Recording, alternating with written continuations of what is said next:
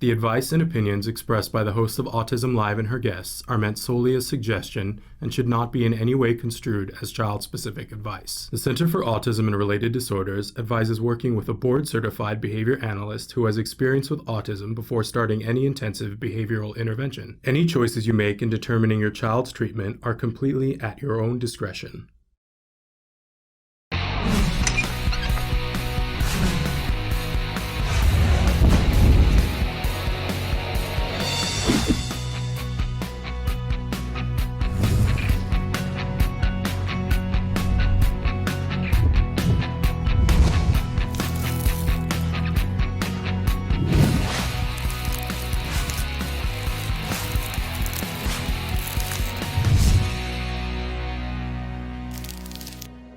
I am here with Evelyn Kung, and she's joining us this morning for Ask Evelyn Kung, and we're going to be asking her questions in real time. So you guys can be writing in. We are apparently live on YouTube and getting it together on Facebook.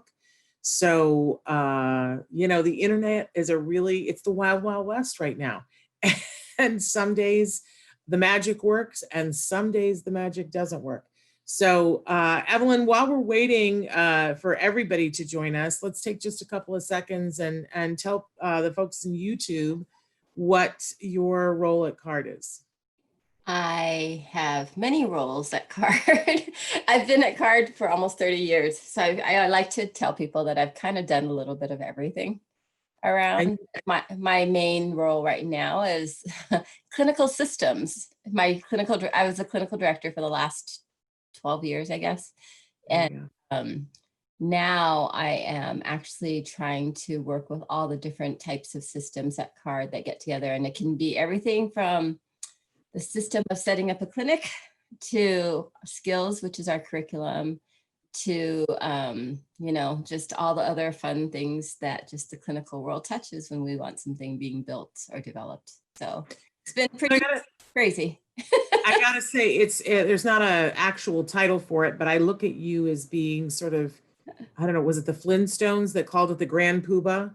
The person that you would go to if you needed advice about something, the person that, for any of us across all of CARD, and that's a lot of people, when we have a clinical question, I think we go to you. Tell us when are you gonna do the hard open, Traven? Talk to us. I mean, I can if you want, but we're live on everything. Okay, we're gonna say we're live and we did not do the opener. However, there is a legal disclaimer at the opener that says that this show is brought to you by the Center for Autism and Related Disorders. They are the ones who override it, but that they are not responsible for anything I say or that my guests say, and that any opinions that you express, all of those things are, opinions. And that before starting any intensive behavioral intervention program, it is recommended that you consult a professional, a board-certified behavior analyst, and any decisions you make about treatment for your child or for yourself are solely at your own discretion. That's almost exactly what it says. So anyway, we want to make sure that everybody is aware of that. That's an important disclaimer that we play at the start of every show. But as I said, we were having some technical difficulties, and now we're live and up and running, and we have Evelyn Kung with us, and she is an amazing expert in the field of autism, having been working in this for 30 years, almost 30. Yeah, it's just about which is amazing. I think there's something about people who start working with kiddos on the autism spectrum when they're really young. They don't really age. Have you guys noticed that?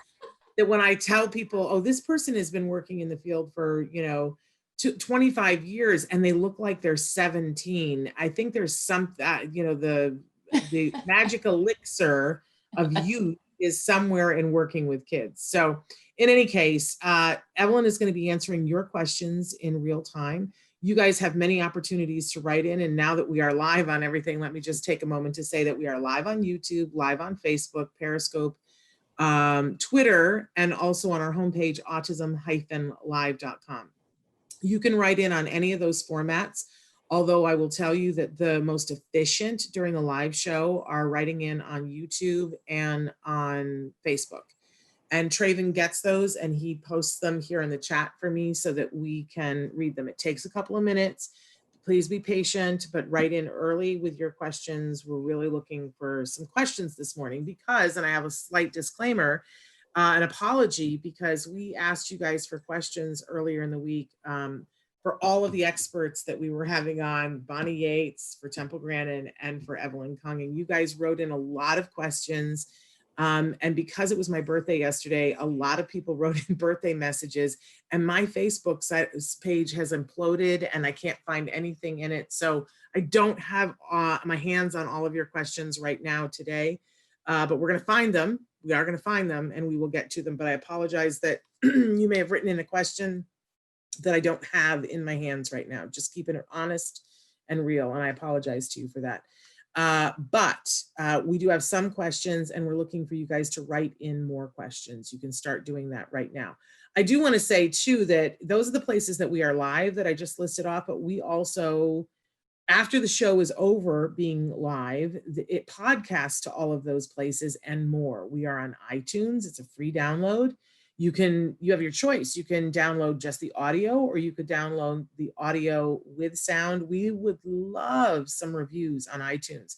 Some of you wrote in some reviews last week, and what that does, you guys, for us is when you write in a review, it makes it so that thousands more people are able to see that there is a podcast called Autism Live, and it's free advertising when you write a review. So please, some of you did that and you helped thousands of individuals in the autism community by doing that. So if you're looking for something to do today that would potentially help a lot of people, that's something you can do to help us to reach people to help them. But we are also available as a free podcast. We're on Spotify, iHeartRadio, Deezer, and Ghana, and more coming. So really happy and thrilled about that. If there's someplace that you would like us to be and you don't see that, then just write and tell us, because Traven is very good. By the way, we are also on BronxNet TV every Tuesday night. I believe it's at 8:30 on Tuesday night. Correct me if I'm wrong, Traven. So if you are in the Bronx or Metro New York area and want to check us out on BronxNet TV, we are there and we enjoy being there. And if you would like for us to be on your cable access channel in your area, hook us up. We're happy to be. When we started, we said our mission was inspiration and information, and on as many screens as we could be for free. And that really hasn't changed. It's just that sometimes we don't know about something until you tell us. And thank you. People are writing in and saying happy belated birthday. So I appreciate that. And yesterday was a big reminder to me how lucky I am and to be in the family that I am in, the tribe that I am in, and all of you are a part of that tribe. So I appreciate all of you. It's a great reminder of the wonderful life that I'm leading. And there was a time in a day as an autism parent when I didn't know that I would be able to say that. Somebody asked me yesterday, are you getting nervous because you're staring down the barrel of 60, which ticked me off because I turned 58 yesterday. To me, that's not staring down the barrel of 60. Talk to me about that in a year. And I said, no, I'm not at all afraid because I'm living the life that I want to be living. So, and having an opportunity to do the things that I hoped that I would be able to do with my child and to give back to the community that made that possible for me. So I'm happy to be in this tribe.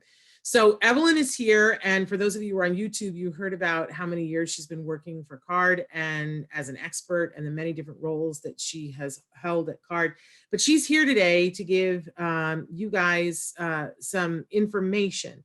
Now, the disclaimer for her is that there is no expert in this format that could give you individual specific advice. In fact, they couldn't. So thank you. Somebody said 58 is the new 45. I don't know if that makes me feel better. So, but I'll take it. I'll take anything, right? It's above ground. We'll take it.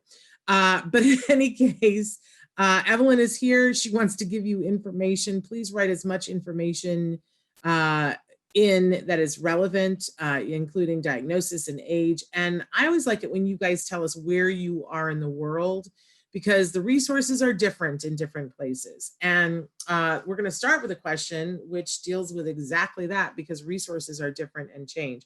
So our first question here is, my child has some language. We were doing ABA intensively before the pandemic, and he was making great progress. We continued during the pandemic, but with reduced hours. We are losing our intensive program and transitioning to remote services model.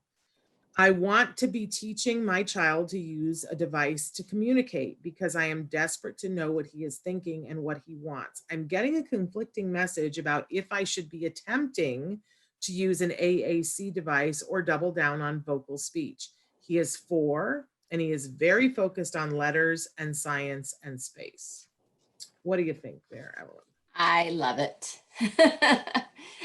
One of the first things that came to my mind was, yes, this pandemic has hit us in so many strange ways, but just because you're moving to remote does not mean you're going to lose intensity. Because you can do 40 hours or more per week in any modality we've learned through this pandemic.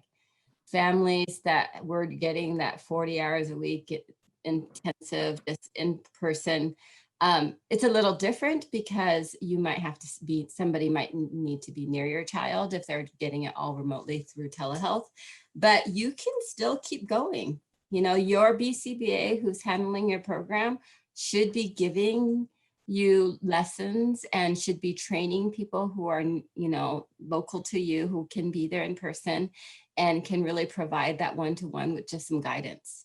And, you know, some of the stuff can be perfectly fine through telehealth, but some of it, you know, some of the play activities, you know, it's a little hard to do interactive play, but all of that doesn't mean that you're losing your intensity. And then from there, whether an AAC device or not, if he is vocal and he's been doing really well and he has like all those beginning words, I would say you want to stay vocal. However, since he likes letters and planets and science, that means he likes facts and things that stay the same, which means he could be a kid that's hyperlexic and you just don't know it. So hyperlexic are kids who see words and it's sight reading, but they might not have the comprehension for it. So what happens with those kids is school is intensely easy, right? Especially the first 2 or 3 years, because the first 2 or 3 years of school is pretty much just all memory. And it's all tied with letters and numbers and things that don't change. You know, RED is always red, no matter what you say. So our kids that have that kind of talent, or, you know, that ability, that visual memory, you're going to use that to strengthen all the vocals he has.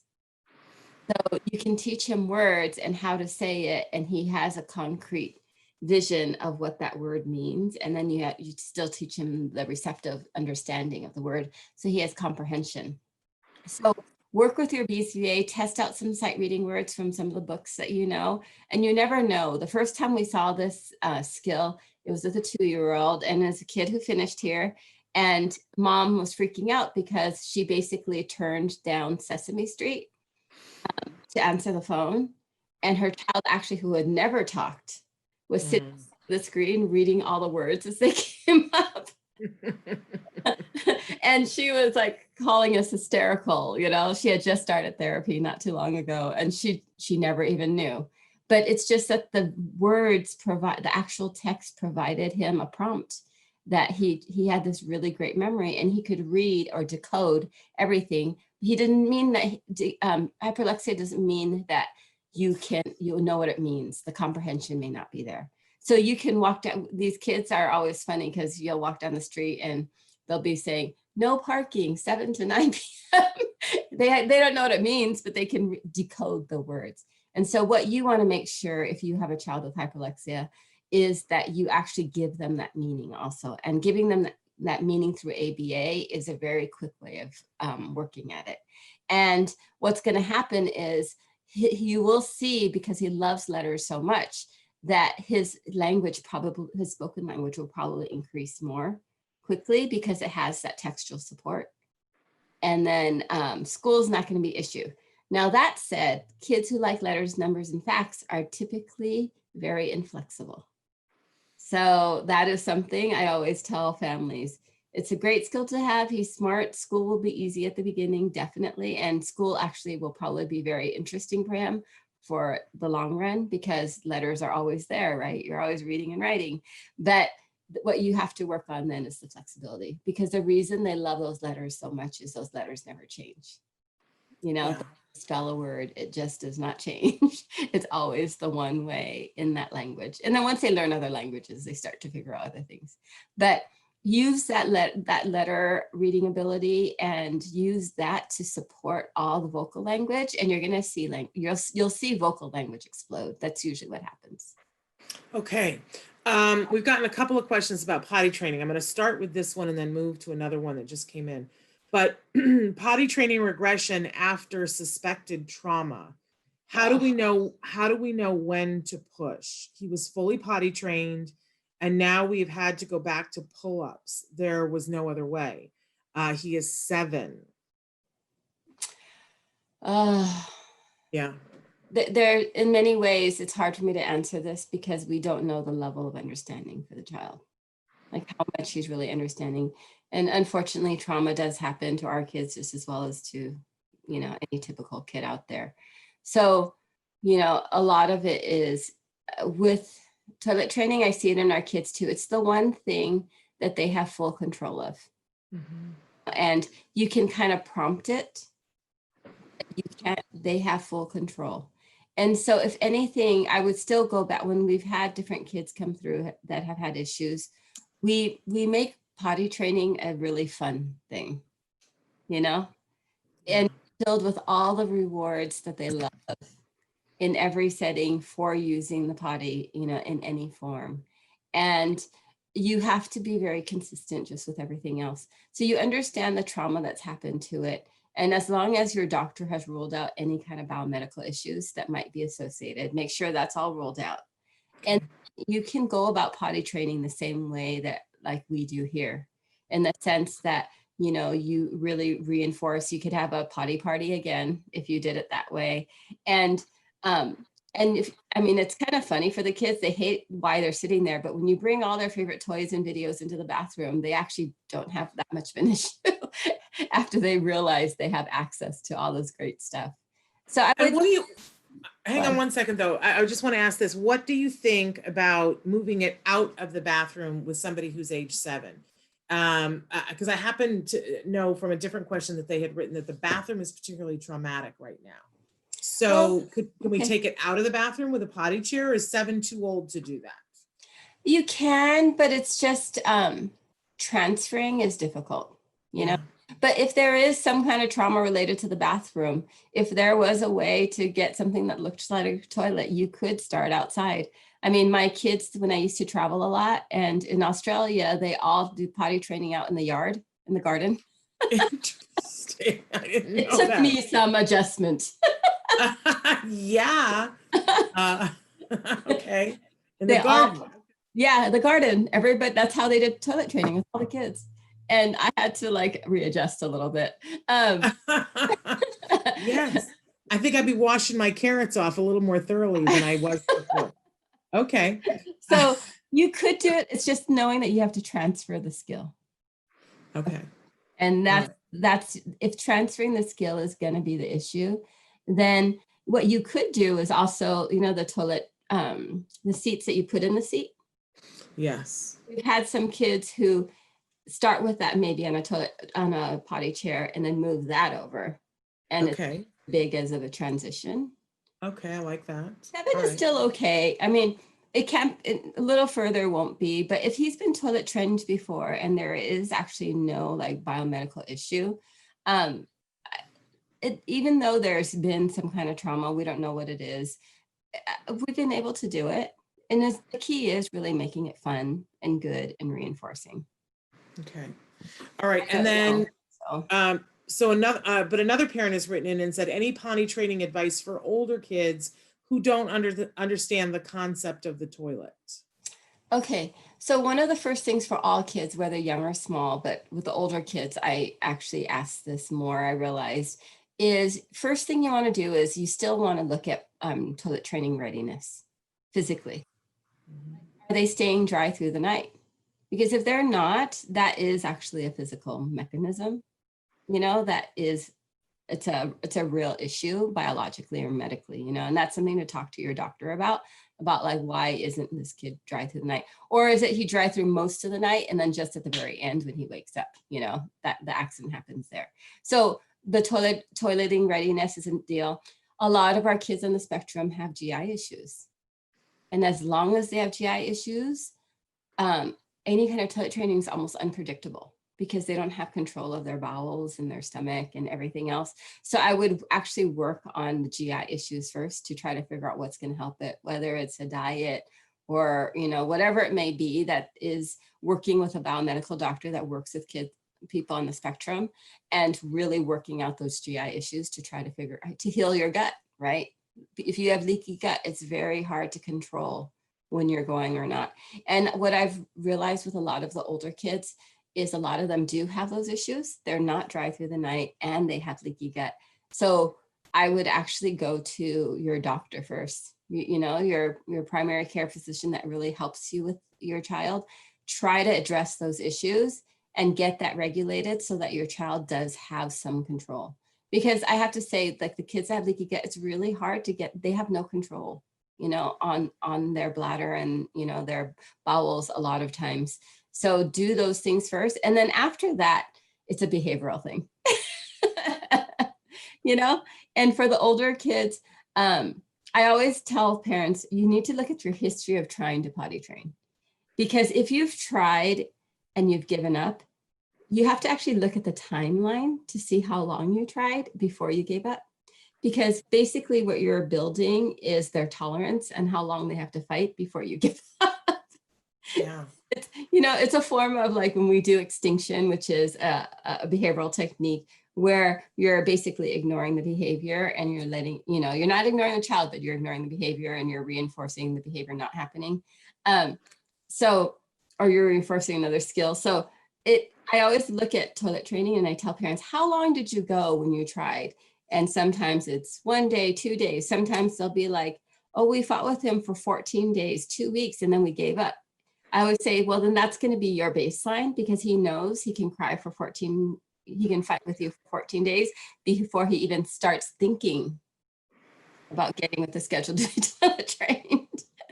So that matters too. And then I'd say get a good behaviorist, get a BCBA with you and work out what all of the reinforcers are for him. What are all the antecedents? What behaviors that he's gotten used to doing? Is there a sensory issue? Does he not notice when he's wet? If he notices he's wet and he changes his pants quickly, that's actually a really great sign to do training for toilet training readiness. But work with your BCBA and, you know, really start looking at all the different issues that surround toilet training. Is it a behavioral issue? Is it a medical issue? Is it a sensory issue?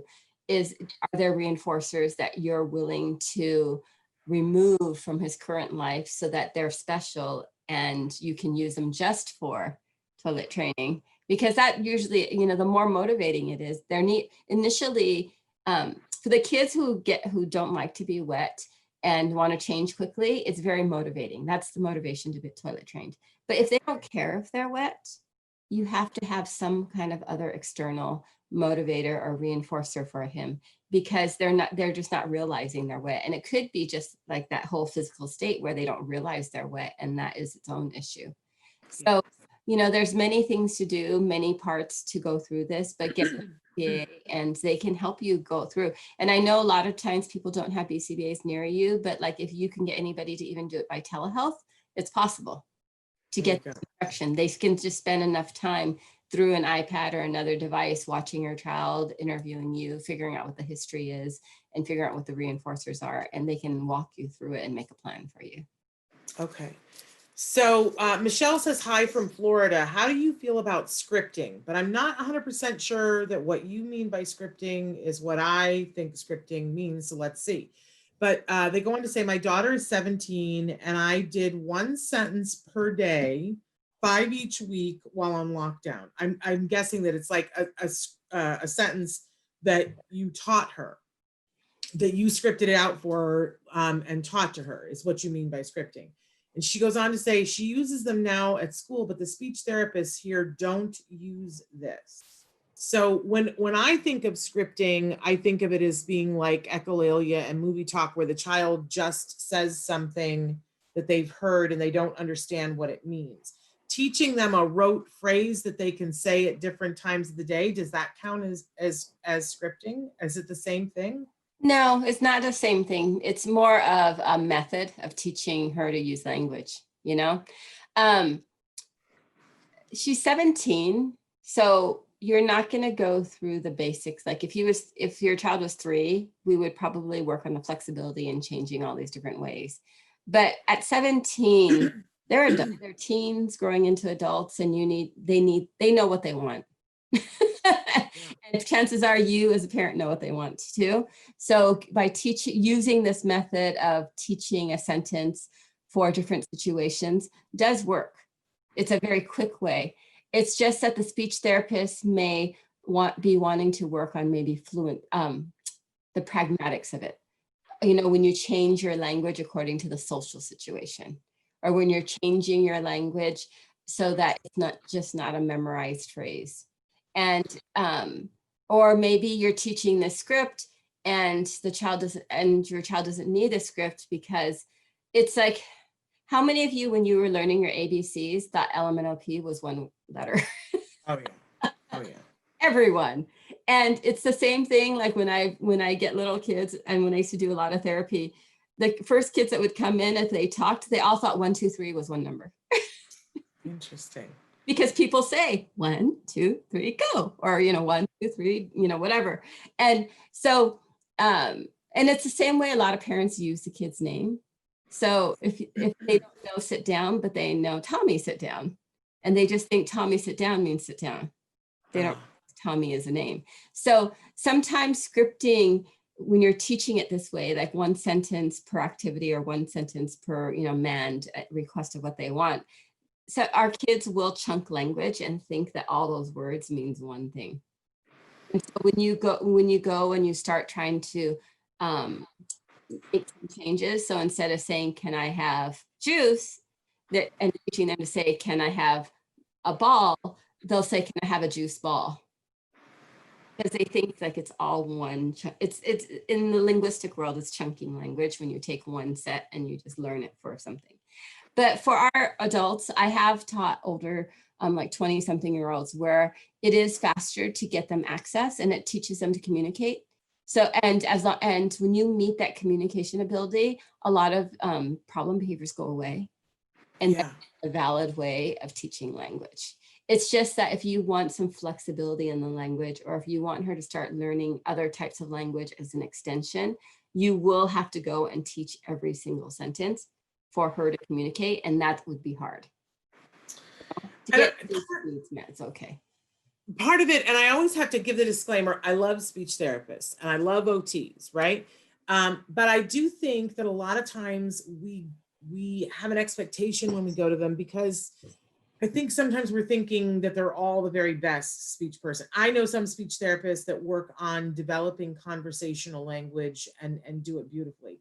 But I think it's the exception, not the rule. I think that most speech therapists think of themselves as people who are facilitating the vocalization of speech. They're going to work on what I call diction, what they call articulation, right? And they're going to work on, some of them work on pragmatics, but a lot of them don't. And I hear this time and time again from parents, that what parents want, we say we want our kids to talk, but that's not really what we want. We want our kids to be able to have conversation and tell us what they think and get their needs met. And I think that sometimes speech therapists are really focused and in a groove where they're trying to get your child to produce sound that can be understood. And I think that those two things, while they are parallel and they have a lot to do with each other, I don't think that all speech therapists are equipped to give parents what it is that they're really looking for. And I do want to make the case that ABA can, because I think what you're doing with your daughter is great. I think that most adults do this. I was a very shy, I know this is shocking to everyone, I'm still socially very shy, but I've been taught workarounds so that I know that if I'm at a party and I'm like, I don't know what to say, I've got like a drop-down menu in my head of 20 things that are conversation starters that I can say to somebody. I learned those by rote. I think it's perfectly acceptable to give our kids things to say.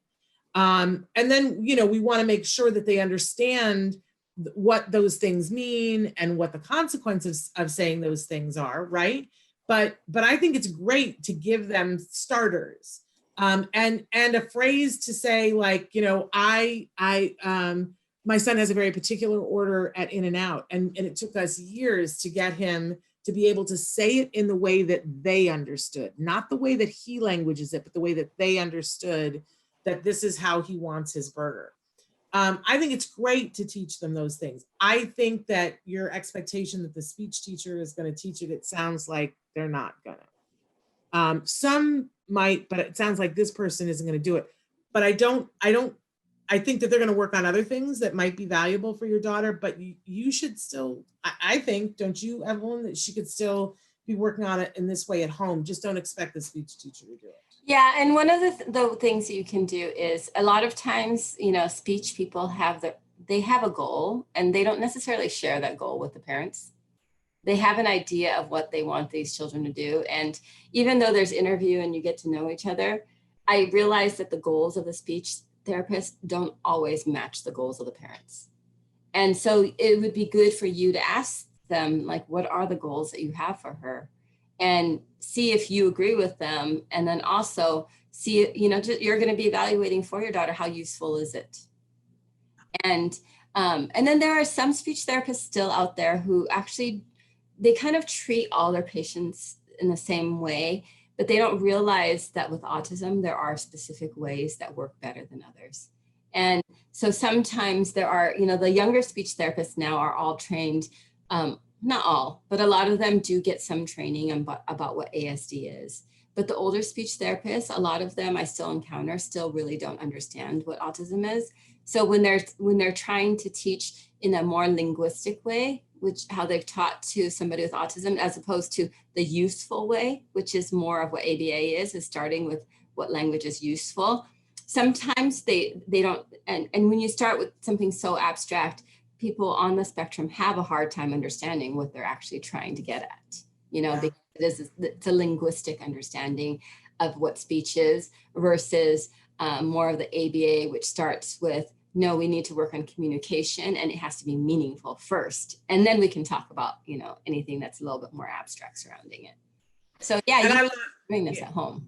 Yeah, and I love that Mom says she does. She works with her every day. You're doing a great job. And I think, I have a friend who has an expression. She's like, don't go to the hardware store looking for spaghetti and milk. And unfortunately, I think a lot of times as parents, we go to the speech therapist and speech and language pathologist, and we think that we're going to work up on to making conversation and to helping our kids to be able to converse in their day-to-day situations.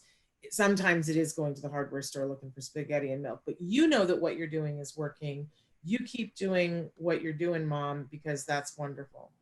Okay, I want to move. I'm not sure that I entirely understand, but I'm going to read it. Hi, my daughter, when she feels bad or doesn't want to follow instructions, she goes into the washroom sometimes every minute. From last year, my daughter always cut her hair.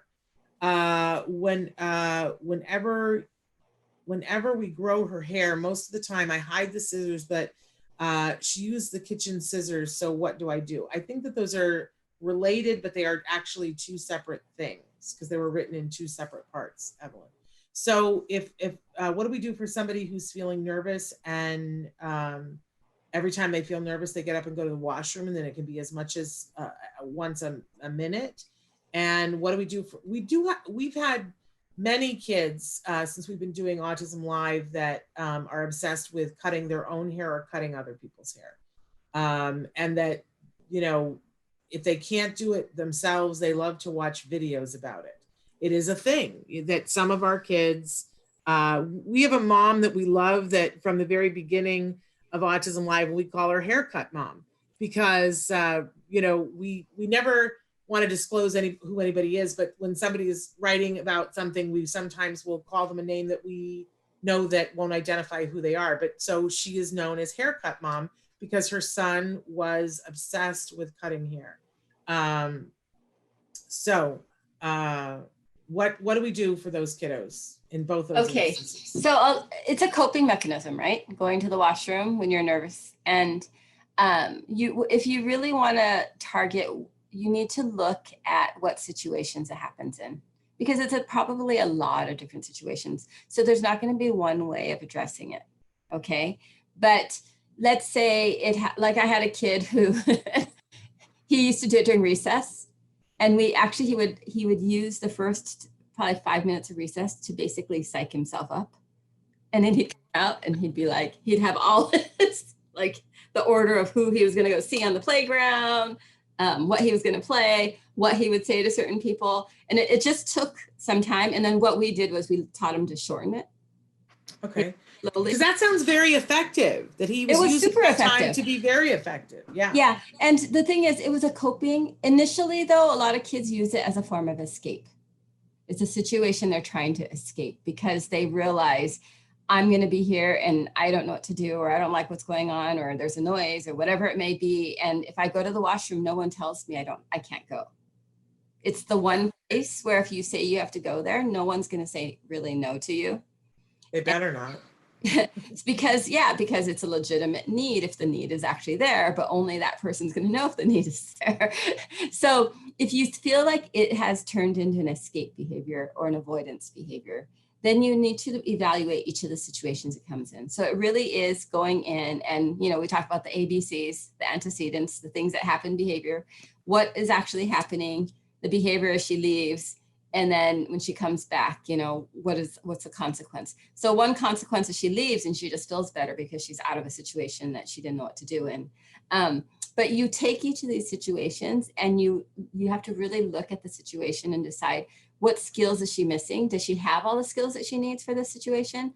Like for a lot of kids, if they don't know how to do something, and a lot of our kids are really black and white and want to be perfect, they're very inflexible. So if they see that, oh, you're playing a game, and they don't want to lose, they get out of there. And one way to get out of there is to go.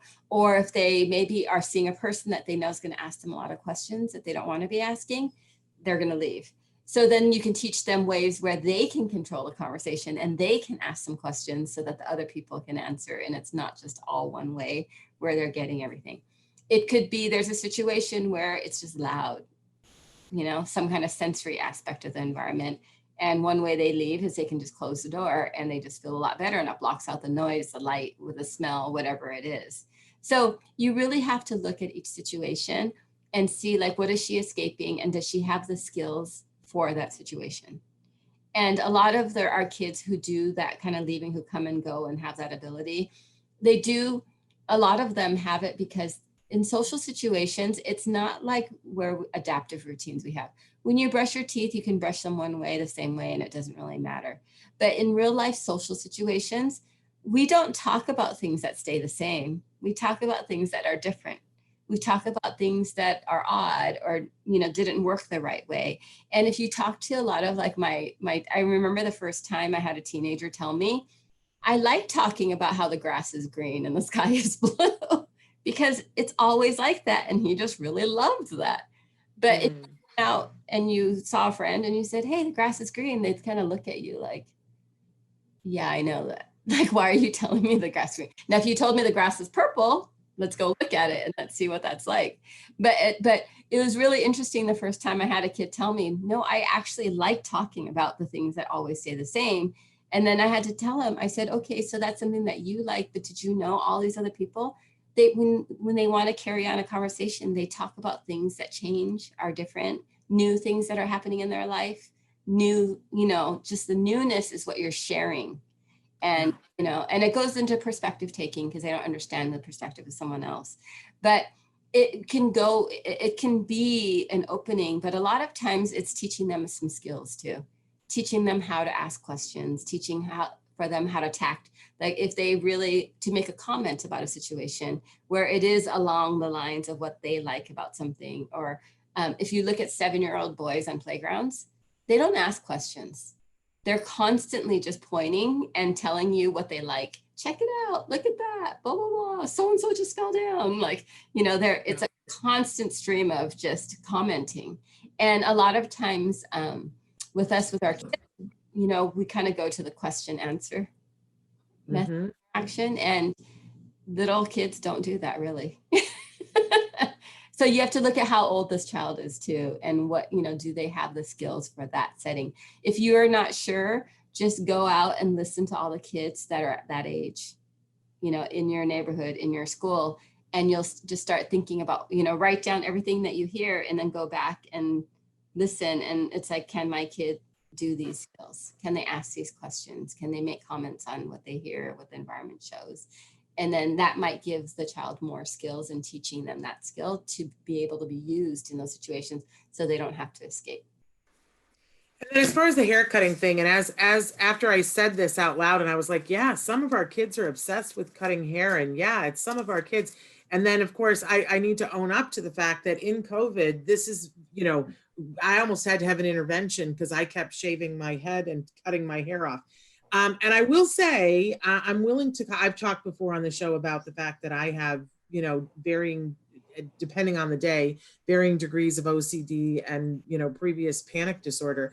But I will tell you that the thing that I learned through cognitive behavioral therapy is that OCD for a lot of people, maybe not everybody, and certainly for me, is about when I feel like I don't have control over something, I look for the minutest thing that I can have full control over. And I will stress out about that. And I can cut my hair. I cannot fix COVID. I cannot make sure that you get all the ABA that you want. And I stress out about that. So I will, instead of, you know, being on my little habit trail about that, about how can I get all the people on here, all the ABA that they need, I go, look at that little tuft of hair. I'm going to go cut that off. Well, just to interrupt you a little bit. Yeah. It is another simple situation that typical, like 4 and 5-year-old kids go and cut their hair, right? Yes, yes. It's a test of cause and effect. There you go. Some of our kids will cut and just, oh, wow, it's an easy way to just the cause and effect. It's like, in effect, you push a button, something pops up. I take a pair of scissors and I snip my hair and it's short now. Yeah. And it's like, this is amazing. And then and for a typical kid, when they realize it just doesn't grow back, that's when they have their issue. Yeah. But for a lot of kids, it is about our kids. It is about control. Give them, I'm always, with the kids who want control, I always talk to parents about what part of their life, what can you give them where it is theirs? They need something that they control completely. And sometimes it is like, you know, when their hair, a lot of times actually I've redirected it to dolls. And they can and do whatever they want to their doll's hair, to their, you know, I don't care. And it does work, and it's just redirected. There are a group of kids though that the sensory issue of hair bothers them. And the fact that it hits their neck or whatever it is. And so you really want to go and look at that too, because there are some kids that always want their hair pulled back. And the minute it's down, they're trying to get rid of it. And that's a quick way of getting rid of it too. I also want to know, because, you know, I'm all big on the toy thing. And one of the toys that across the last couple of years, autism parents have said to us that their kids really love are those LOL surprise dolls. And that I know from art classes that there are minds that think one of two ways. And if you put clay in front of somebody, you know, if they will sculpt the clay to make it into something and put it together and add to it, right? That's one way of thinking. And then there are other people who want to take the clay away to reveal something that's there. And that's an entirely different way of thinking. And that for many people, the taking away is a very satisfying thing. So like my son has a 3D printer, and it's this joke between us because he'll print something and it has all these supports. And you have to peel the supports away to reveal the thing that he printed. It's my favorite thing on the planet. It is my favorite thing. Right? I just like, he'll go, Mom, I got a present for you. And it's this thing, and it'll take me days to clear it away, but it's so satisfying to me. And it's the same thing with those LOL dolls. They take layer after layer, and there are little surprises built into it. So, you know, if my son gives me lots of 3D things to print, my hair gets longer. I'm just saying, try an LOL doll and see if your kiddos like it. And they have some that are different, In any case, something to consider. All right, we got two questions I want to get to before we get to the top of the hour. How do you recommend approaching and helping when a teenager is unable to regulate emotions and becomes self-injurious, intimidating, or hitting others? It's a very serious question. So many Teenage. layers to this. Yeah. Because I don't know anything about their ability or understanding and skills. And I'd say initially, if it's turned into a problem behavior where they're hitting people, you have to go back and look at what we call the function of the behavior and really just see, like, why are they doing this? Because it's a form of communication. You know, it's easier to hit somebody or punch something or throw somebody than it is to find the right word and then produce it in the way that somebody else understands it. So, you know, initially I would just take those severe behaviors. I'd separate it all out. So separate the emotional control from, you know, each of the other types of aggression or whatever it may be. And I would actually look at each case, see when it happens, try to figure out the function, get a BCBA in there and try to figure out the function, because functions change too. So it's always either for attention, because they want access to something. So it's like, I'm going to hit you and you'll give me your doll or food or whatever it is. Or it's maybe an escape. If I hit you, you go away. You stop talking to me. And it's amazing how fast that works. Or there's also like some sensory or innately satisfying part of being able to do this. And so like with self-interest behavior, the majority of the kids I've worked with don't like the feeling of hitting their head on the wall. They do it out of frustration. And I've even had really good kids who can throw themselves in a really dramatic way and their shoulder hits the wall, but their head never actually hits. But they know that as they do that, everybody leaves them alone. So that's very much an escape behavior. But then we do have some kids who, when they hit their head on the wall, they like the way it feels. And that has its own, you know, biomedical aspect of that. And, you know, there's all sorts of theories around it. Many of the kids who are self-injurious actually don't have the ability to communicate and can't tell you why they're doing it. There's all sorts of research and theories that, you know, like if you stub your toe on the wall, you get that pain. And the first thing you do is maybe hit your leg, right?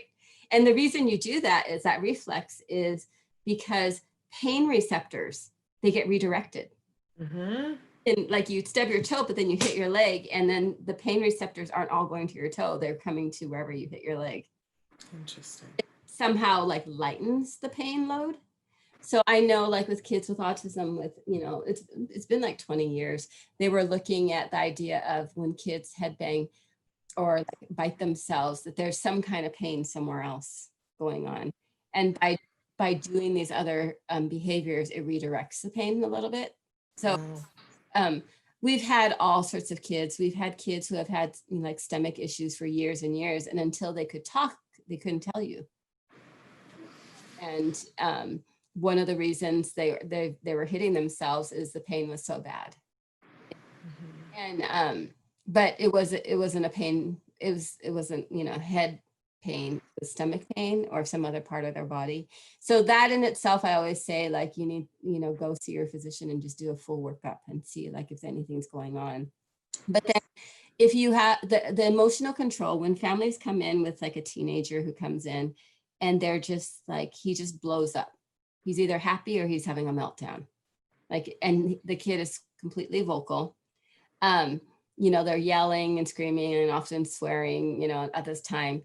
Those kids often have, I always tell those families, you need to give me about 2 years. Because the emotional control is the prefrontal cortex of your brain. And that's the last part of your brain to develop.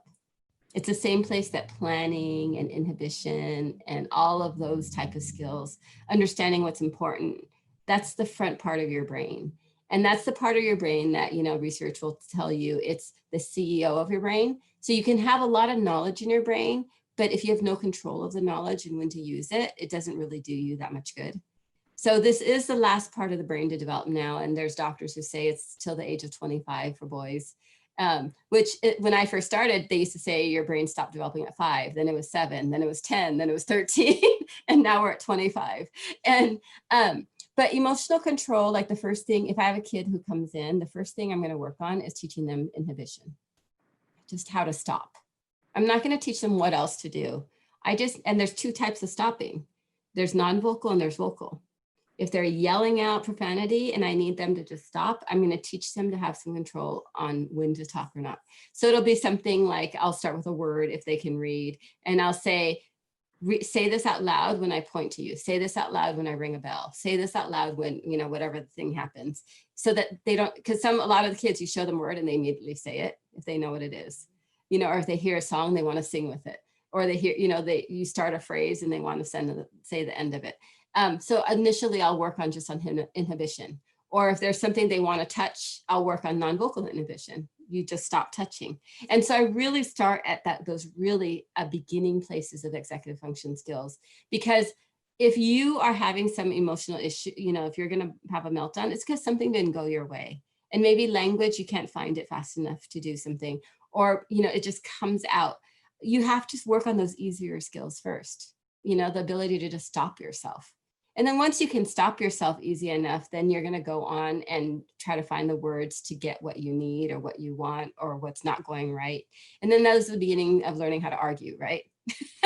Because if you can have the words, then arguing is a powerful tool, because that's what typical teenagers are doing. They're constantly arguing with their parents, right? And the New York Times had an article about how to fight with your teen during COVID. It's a powerful tool.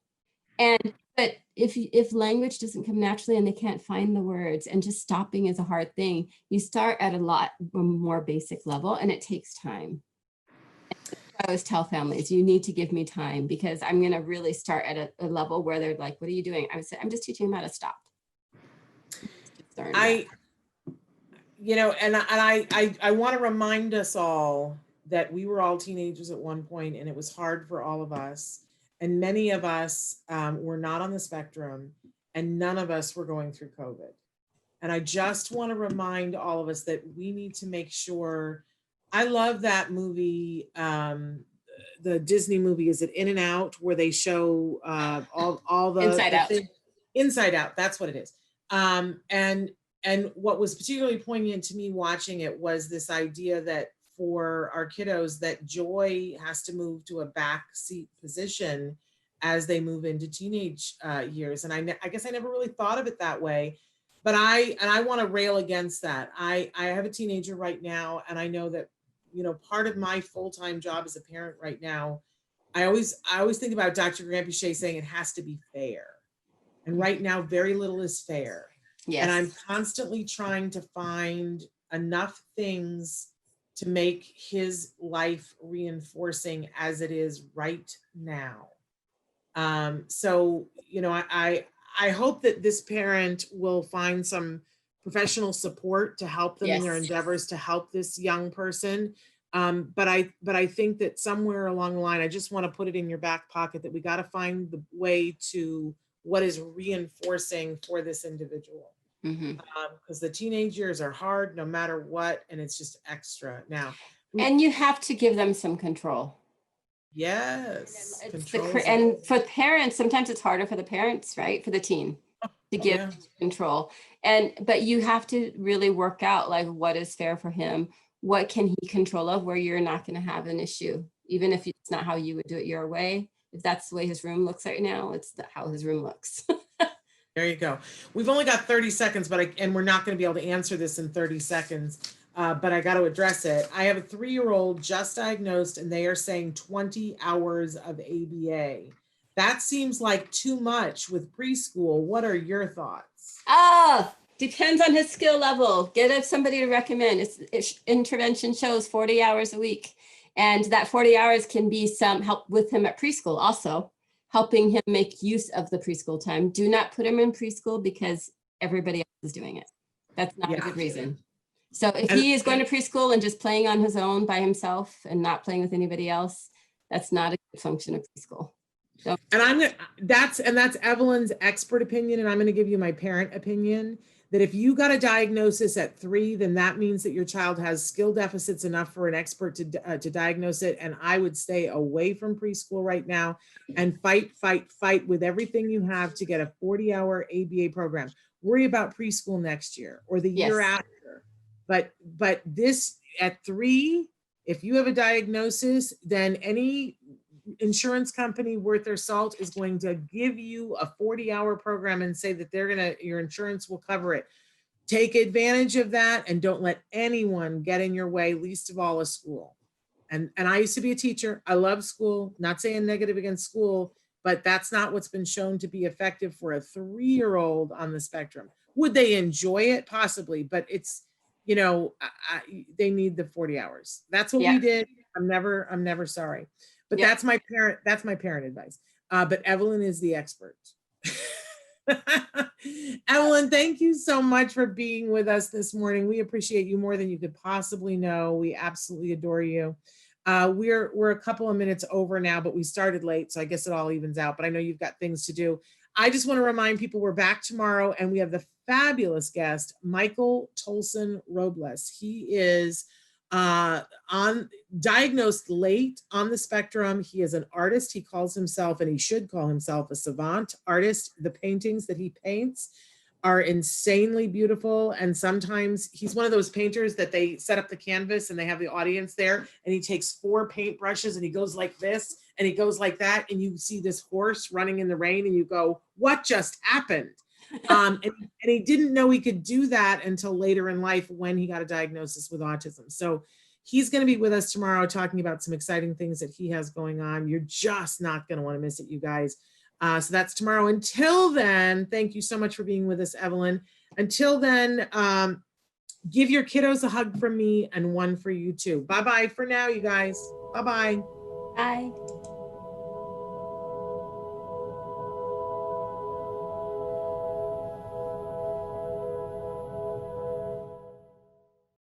Hey, thanks for watching Autism Live. To subscribe, click here.